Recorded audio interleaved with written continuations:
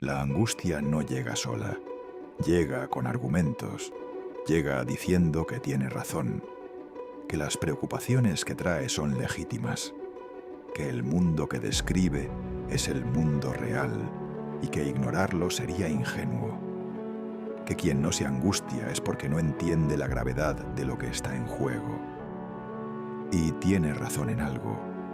Las situaciones que generan angustia son reales. Los problemas son reales. Las incertidumbres son reales.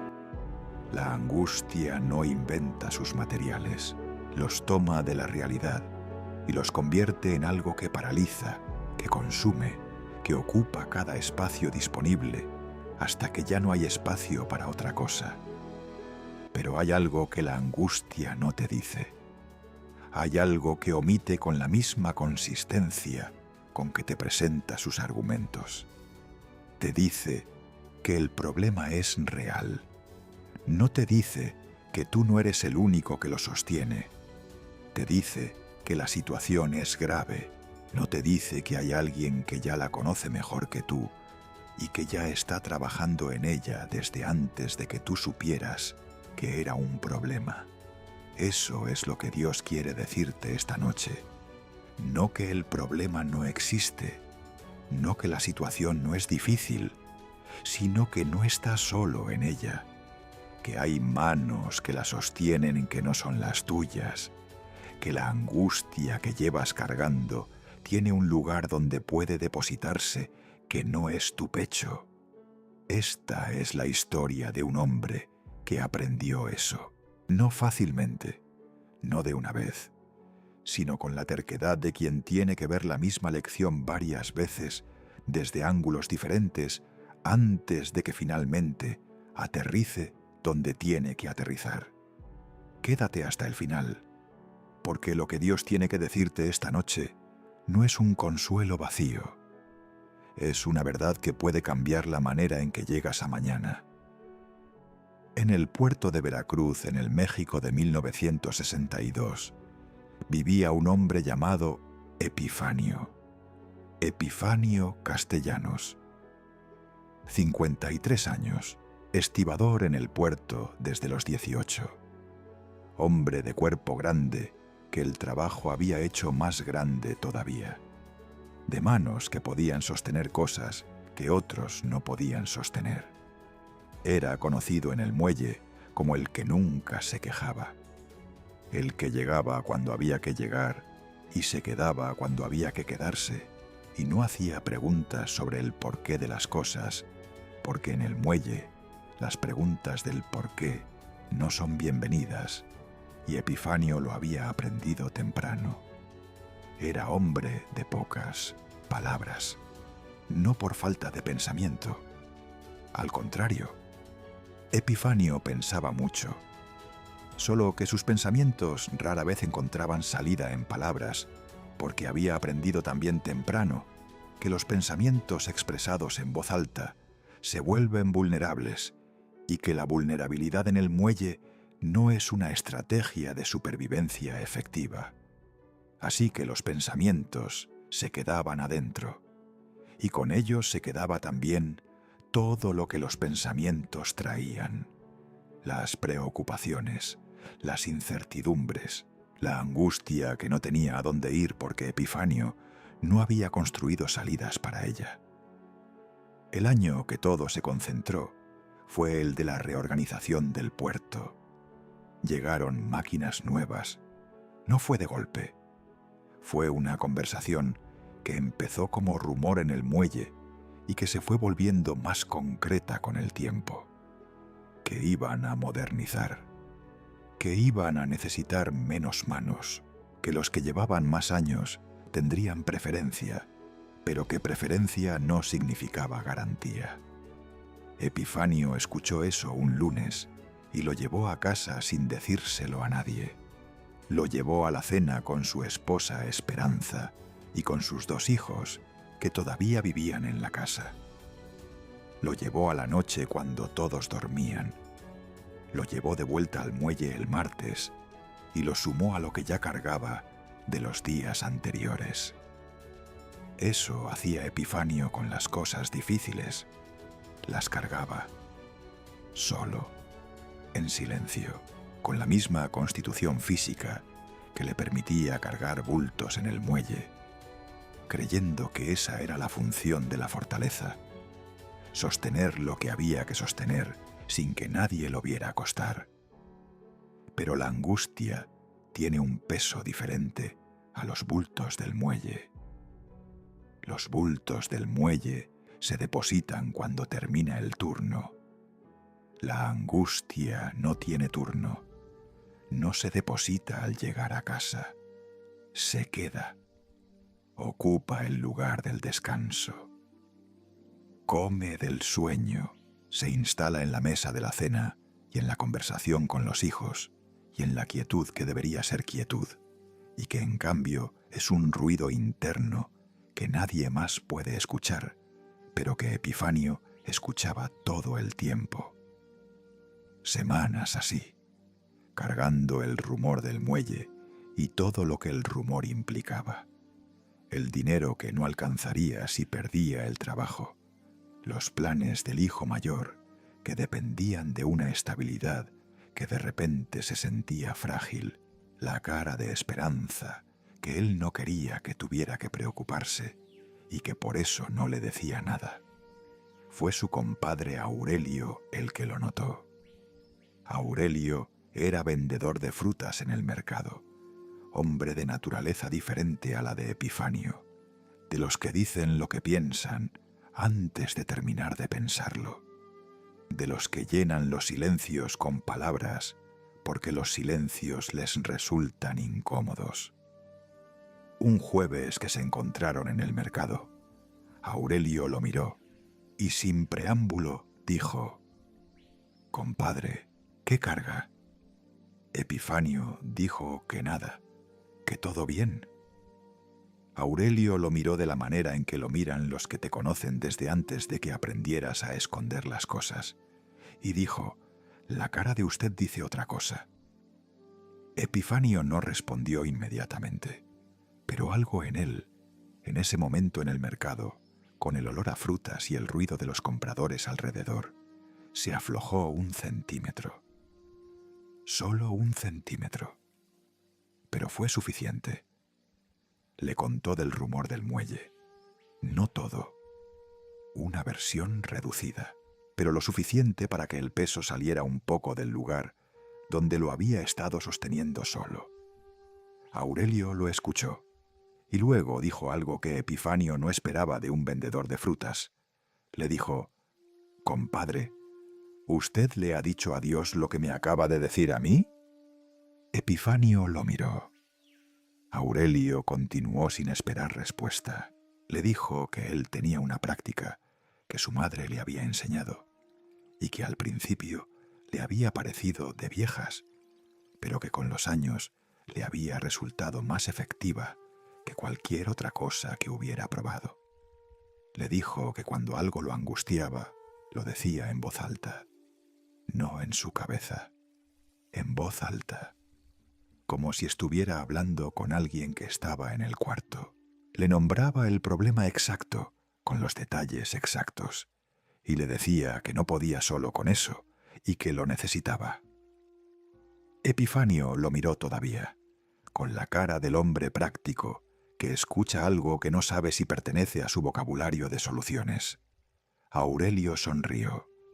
Le dijo: «No le estoy diciendo que va a resolver el problema del muelle. Le estoy diciendo que hay una diferencia entre cargarlo solo y cargarlo acompañado, y que esa diferencia se nota en la cara, y que su cara necesita esa diferencia. Antes de contarte lo que Epifanio hizo esa noche, necesito pausar aquí un momento. Si ya eres parte del canal y ya te suscribiste, gracias de verdad. Y si todavía no eres parte, este es el momento. Dale al botón, porque lo que Epifanio descubrió en los días que siguieron es exactamente lo que Dios quiere que escuches esta noche. Sigamos». Esa noche Epifanio esperó a que Esperanza y los hijos durmieran. Se sentó en la cocina con un vaso de agua y habló. no con el lenguaje de los rezos aprendidos, con el lenguaje del estibador que no tiene práctica en esto, pero que lo está intentando, porque algo en el mercado, ese jueves le dijo que era lo que hacía falta. Dijo el problema exacto, el rumor del muelle. Los números de lo que podía pasar si el rumor era verdad. La cara de Esperanza, que no quería que tuviera que preocuparse. El hijo mayor con sus planes. Todo eso lo dijo en voz baja en la cocina oscura, con el vaso de agua en la mano. Y luego dijo lo que le costó más decir, porque era lo que nunca había dicho en voz alta sobre nada. Dijo que no podía solo, que llevaba semanas cargando eso y que el peso era más de lo que su constitución, que era considerable, podía sostener sin que se notara, que necesitaba que alguien más lo sostuviera también. No hubo respuesta audible, no hubo señal visible. La cocina siguió siendo la cocina con el vaso de agua y la oscuridad de afuera. Pero algo había cambiado, no en el exterior, en el peso. El peso era el mismo, el problema era el mismo. El rumor del muelle seguía siendo el rumor del muelle. Pero algo en la manera en que lo estaba cargando había cambiado, como si hubiera puesto un extremo de la carga en algo que no cedía y hubiera podido soltar ese extremo sin que la carga se cayera. Se fue a dormir y durmió de una manera que no había dormido en semanas, no porque el problema se hubiera resuelto, sino porque ya no estaba cargándolo completamente solo. En los días que siguieron, Epifanio repitió eso, no todas las noches con la misma intensidad, pero repitió el acto de nombrar en voz alta lo que cargaba y de dejarlo en manos que no eran las suyas mientras dormía. Y descubrió algo que Aurelio le había dicho, pero que necesitaba vivir para creer. La diferencia entre cargar solo y cargar acompañado no resuelve el problema. Cambia la manera en que el problema vive en ti mientras no está resuelto. El rumor del muelle resultó ser en parte verdad y en parte no. Sí redujeron personal. Epifanio no estaba entre los que salieron, pero 3 compañeros con quienes había trabajado durante años sí salieron. Y eso tuvo su propio peso. Un peso diferente al de antes, pero peso al final. Lo que Epifanio notó fue que ese peso también lo podía depositar. Que la práctica que había empezado con su propio problema se había vuelto un hábito que también aplicaba a lo que sentía por sus compañeros, a la injusticia del muelle, a las cosas que no tenía respuesta. Todo eso encontraba el mismo lugar donde depositarse. No se volvió hombre de muchas palabras. Siguió siendo Epifanio, pocas palabras, presencia grande, manos que sostenían lo que otros no podían. Pero hubo algo diferente en él, que sus compañeros notaron aunque no supieran nombrarlo. Una especie de quietud que no era indiferencia. Era la quietud del que no está cargando solo lo que lleva. Su hijo mayor lo notó más tarde, cuando ya era hombre y tenía sus propias cargas. Le preguntó a su padre una vez qué había cambiado en él con los años, porque lo recordaba de niño como hombre tenso, presente pero tenso, y lo veía ahora de manera diferente. Epifanio pensó un momento y respondió con pocas palabras, como era su manera. Le dijo que había aprendido a dejar lo que no podía cargar solo en manos que podían. El hijo le preguntó cuáles manos. Epifanio respondió: las únicas que no se cansan. Ahora quiero preguntarte algo. ¿Qué estás cargando tú ahora mismo, que no le has dicho a nadie porque no quieres ser carga, o porque no tienes las palabras, o porque crees que la fortaleza es sostenerlo solo? Déjame eso en los comentarios si quieres. Y si conoces a alguien que está en el silencio de Epifanio, cargando solo lo que no debería cargar solo. Comparte este video con esa persona esta noche. Terminemos. Dios te dice algo esta noche que merece que lo escuches sin filtros. Deja de angustiarte. No como orden que ignora lo que sientes, como invitación que sabe exactamente lo que sientes y que te ofrece algo diferente. La angustia que llevas no es una señal de que eres responsable, es una señal de que estás cargando algo que no fue diseñado para que lo cargaras solo. Todo lo que te angustia esta noche está en sus manos, no porque hayas orado suficiente, no porque hayas merecido su intervención, porque es su naturaleza estar en lo que le importa a quien él ama, y tú le importas. El trabajo que puede perder o no perder está en sus manos. La salud que preocupa está en sus manos. La relación que no tiene solución visible está en sus manos. El dinero que no alcanza está en sus manos. El hijo que tomó un camino que no entiendes está en sus manos. La situación que llevas semanas mirando sin encontrar la salida está en sus manos.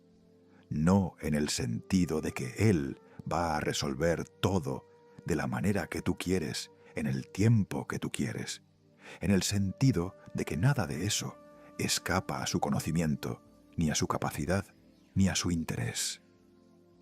Que mientras tú lo cargas con la angustia de quien no sabe si puede, Él lo sostiene con la calma de quien sabe que puede. Primera de Pedro 5, versículo 7. Echad toda vuestra ansiedad sobre Él, porque Él tiene cuidado de vosotros. Toda, no la ansiedad pequeña, no la que ya está resuelta, toda. El verbo es activo.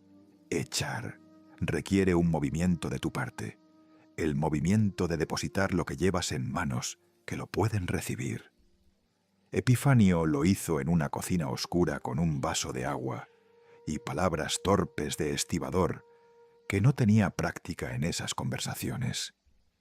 Y funcionó, no porque tuviera la fórmula correcta, porque fue honesto, porque nombró lo que cargaba y pidió lo que necesitaba y soltó lo que no podía sostener solo.